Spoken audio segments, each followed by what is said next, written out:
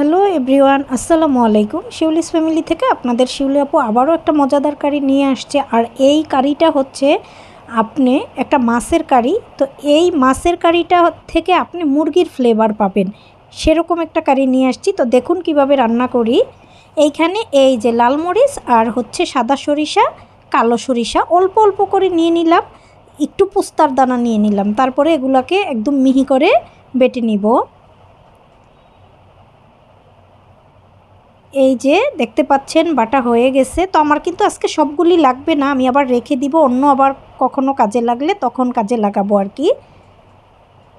তারপরে এইখানে আমি বেটে নিব হচ্ছে এই যে পেঁয়াজ কুচি, দেখতে পাচ্ছেন পেঁয়াজগুলার একদম কুচি করে নিলাম। এখন এই পেঁয়াজটাকেও একটা বাটা দিয়ে নিব।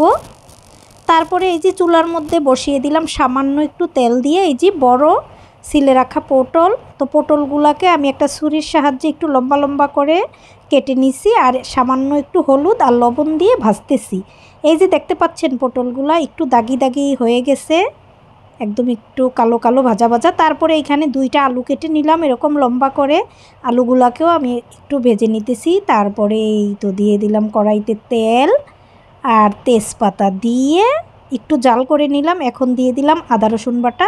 তারপরে এক এক করে সব মশলাগুলো আমি দিতেছি, হলুদ গুঁড়া, মরিচ গুঁড়া, লবণ, ধনিয়ার গুঁড়া, জিরার গুঁড়া দিয়ে আমি সামান্য একটু পানি দিয়ে দিব। আর এইখানে আমি দিব হচ্ছে ওই যে বেটে রাখা সরিষা আর হচ্ছে পেঁয়াজ বাটা দিয়ে দিলাম।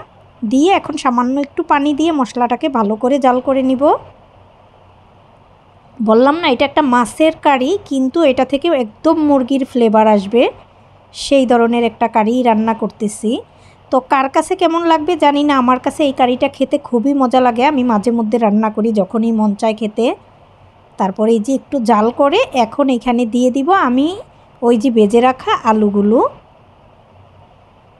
এই যে মশলাটা একটু একটু জাল হয়ে আসতেছে, আর এখন ভেজে রাখা আলুগুলো আমি এখানে দিয়ে দিব।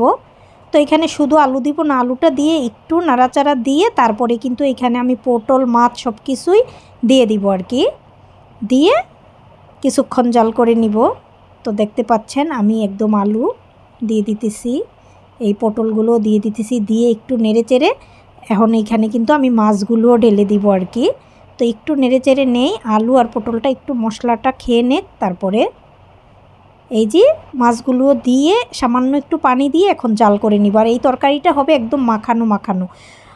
মুরগি দিয়ে যখন আমরা কোরমা করি, কোরমার ফ্লেভারটা যেরকম আসে ঠিক এই মাছের ফ্লেভারটা সেরকমই আসবে।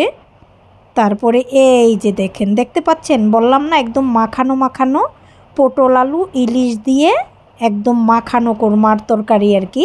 তো আমি এটাকে ইলিশের কোরমাই বলি, কিন্তু আমি এটাকে একটু আলু আর পটল দিলাম যেন খেতে আর একটু ভালো লাগে আর কি। তো আপনারাও এইভাবে ট্রাই করে দেখবেন, আসলেই তরকারিটা খুব মজাদার হয়।